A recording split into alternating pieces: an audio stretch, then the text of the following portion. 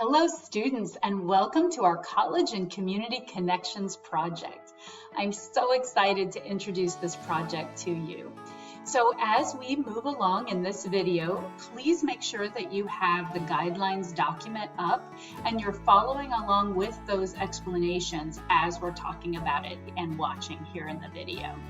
So let's dive right in. I can't wait to tell you what this project's about and for you to get started on exploring the college and the community and getting involved. So first things first, what is the requirement for you? So as a part of Education 1300s, you will be required to get involved in 5 hours. 5 hours. You can do more, of course, but the minimum will be 5 hours. And you can get involved either directly with the college. Again, that can be South Texas College, university. It can be any of our surrounding colleges, whether that's UTRGV or University of Texas Brownsville, any of the colleges and universities in the state of Texas or in the United States, or for that matter, the world. You can also get involved with the community. But these hours need to be outside of our formal in-person or online class time. So there's so many different things that you can do to get engaged, and you are allowed to do all of the hours within the college system, or you can do all of your hours with the community associated with a nonprofit. But you can also do combinations, right? You can do some of your hours with college and some with the community. I'm really open to how you do your involvement. Now, if you get involved with the college, you can do clubs and organizations, you can go to different kinds of workshops or events or activities. And if you get involved with the community, of course, the focus is going to be on nonprofits. But the most important thing, of course, is to participate and to contribute in some form. Now, another question you might have is why? Why is this project required in my Education 1300 class? Now, as you know from the course description, that our course focuses on what is called the psychology of learning, and that includes what motivates our behavior. Why do we do what we do? And we're also looking at the factors that impact our learning.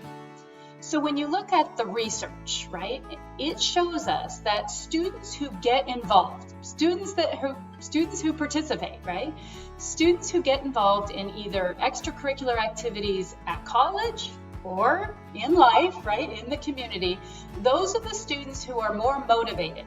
And they're more motivated to excel in a lot of areas, whether it's at school, when we talk about academics, or it's at work, in their jobs, in their careers, or socially, in relationships, or just their own personal goals. And not only are they more motivated in general, but that motivation impacts how they go about learning. So the whole point of this project, it's meant to help our motivation levels, and it's meant to help us learn in a very direct, hands-on learning through experience. So as you look at this picture here on the right, this is a group of my students, very proud of them as always, and they got involved with the Keep McAllen Beautiful project. This happened to be the Great American Cleanup. So we're going to talk about the benefits of getting involved, but you can see those happy smiles. It's not all because of the food they're eating, right? It's because of the community involvement. Now we have a second reason of why this project is required in our class. And if you look at our syllabus, you'll notice that this course has course objectives. And one of our course objectives focuses on a theme called social responsibility. You'll see it there in pink. And the definition you'll see, it includes intercultural competence, knowledge of civic responsibility, and the ability to engage effectively in regional, national, and global communities. And you can go on and read more. The student will develop academic, that means about school, right? Personal, internal to yourself, and occupational of course refers to your jobs and your careers, goals by identifying the contributions that you want to make to your world community. So this project is going to let you get involved with your college, the college or the university, and your community, but it's also going to help you satisfy this requirement that's in our syllabus, right? And our syllabus relates to our degree plan for your college. And by completing this project, you're going to be in compliance with our core curriculum and the core curriculum mandates. In other words, you're checking the boxes that you need to get your degree and to graduate from this college, or to fulfill your core requirements. And so that's a big accomplishment. You should be very proud of it. But we're checking boxes that are needed for you fulfilling, obviously, knowledge and skill sets, but also degree requirements. And again, you can see in this picture, this is a group of me and my students, and we're getting involved with the college. In this case, we were working with the kinesiology department, and we were helping with that, with their project. It was the Turkey Trot. And in this case, the Turkey Trot was helping with the STC Food Pantry, a very worthwhile cause. Now, it's also perfectly acceptable that you all ask the question, what's in it for you, the student, okay? And it's a good question to ask, and it's got some really great answers. So research studies also indicate that students who get involved, again, either at the college level or in the community, they benefit in a lot of ways. They benefit in terms of their academics, their jobs and careers, their relationships, and personally. And if we just focus on the academic side of things, students who get involved, right? What happens? Well, you get higher GPAs. That's important, right? And also you have higher rates of retention and graduation. And you might be, well, what does that exactly mean? Retention means that you stay in school until you reach graduation. We don't want students dropping out, right? We want students to stay in school, to persist, and then make it to graduation. So students who get involved, yep, they are retained. They stay in from fall to fall or spring to spring. They don't drop out. And then they make it to graduation and they get that diploma. So getting involved makes a difference. And then campus involvement and volunteerism. Look at this list. We're going to read it. Helps you make friends and meet new people, develop social skills, feel part of a community, expand your interests and passions, have fun, yes, feel happy. In terms of health, look at this, our mental, our emotional health, reducing stress, anger, and anxiety. It helps us increase our self-esteem, lower depression, combat depression, increasing our well-being. Let's look at our physical health. It helps us be healthier physically. Skill sets, it helps us develop our time management skills, and by association also our organizational skills. When we talk about how does it help with future employment, it helps us hone skills that future employers want. It helps us develop a portfolio of experience, create networks, communities, networks, we know people, and help us develop a purpose. So pretty important things here. Now, you already know you're required to do 5 hours minimum, but you also need to turn in specific things to meet your instructor. What are those things? There are 3. There's a documentation of hours form, supporting evidence, and a reflection report. So all of this is available in your Blackboard shell. I'm just going to briefly show you what those documents look like. The documentation of hours form appears here. Please make sure you follow all the directions, right? You need to complete the top portion with your name, phone number, aid number, email, year, semester, and year. And then, of course, for each hour that you do, you need to have all this information completed.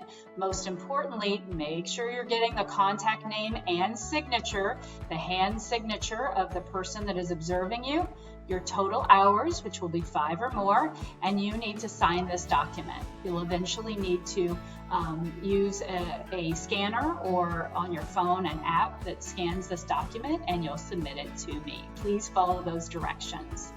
In addition, you need supporting evidence for all of those hours. You can read here what the supporting evidence is, but make sure that you are collecting evidence in addition to filling out that form and getting signatures. The only exceptions to the signature rule is if you have a team or a Zoom meeting, you don't need the signature, but you still need to get additional supporting evidence. And finally, you need the reflection report. The guidelines are here, the length, the formatting instruction, but also the content about how the paragraphs should be written. There are 2 paragraphs and what they should include.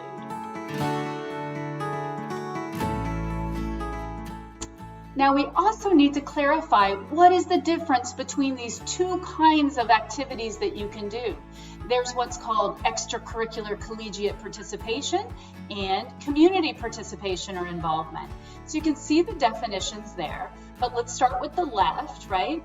Extracurricular collegiate involvement means anything that deals with getting involved on a college or university higher education campus that's outside of your core curriculum, right? It's not going to your classes and attending your classes, but you can get involved in anything that the college offers in terms of events, programs, workshops, academies.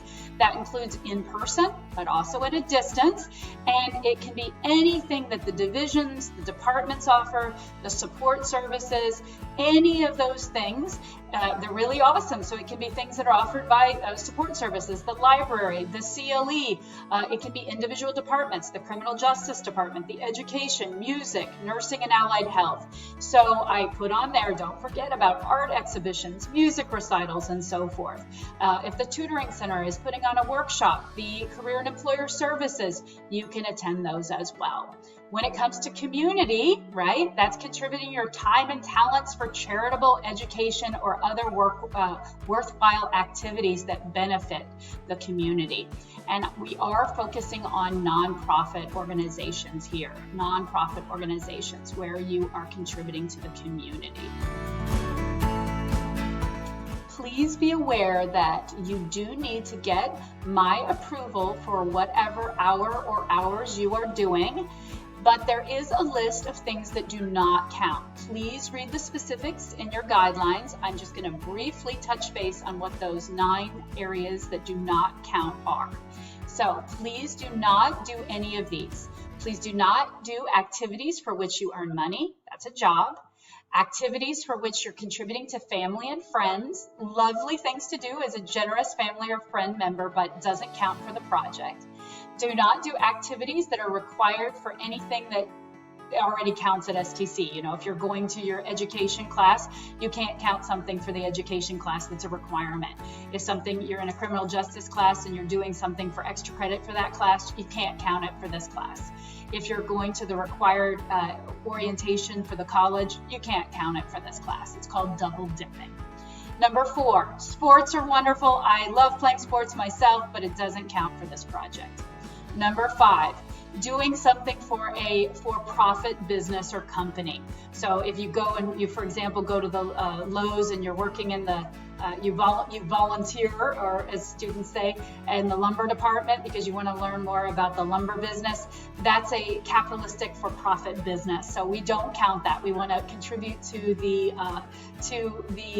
community that is vulnerable and marginalized. So it does not count. And please notice that daycares, hospitals, or nursing homes are also for-profit businesses.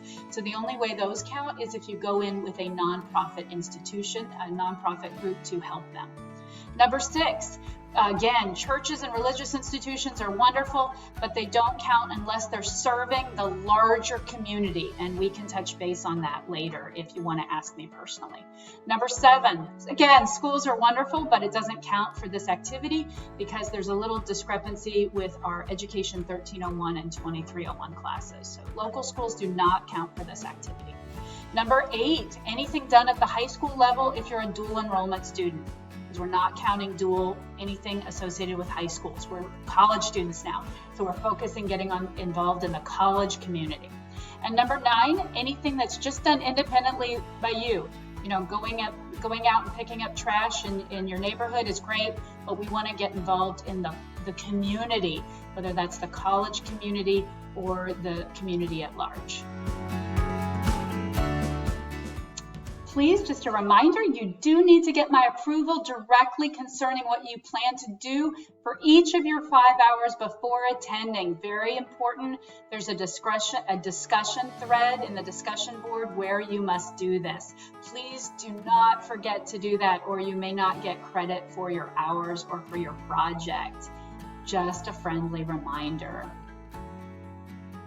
And the best part of this project, the student testimonials. I've been doing this for years, guys, and students love the project. You can read some of the statements here about what students love about it, how they benefit. You can read all of these amazing comments about how it helps them. I know you're going to love the project. I know you're going to love getting involved, whether it's at the college level or in the community, and how it's going to benefit you.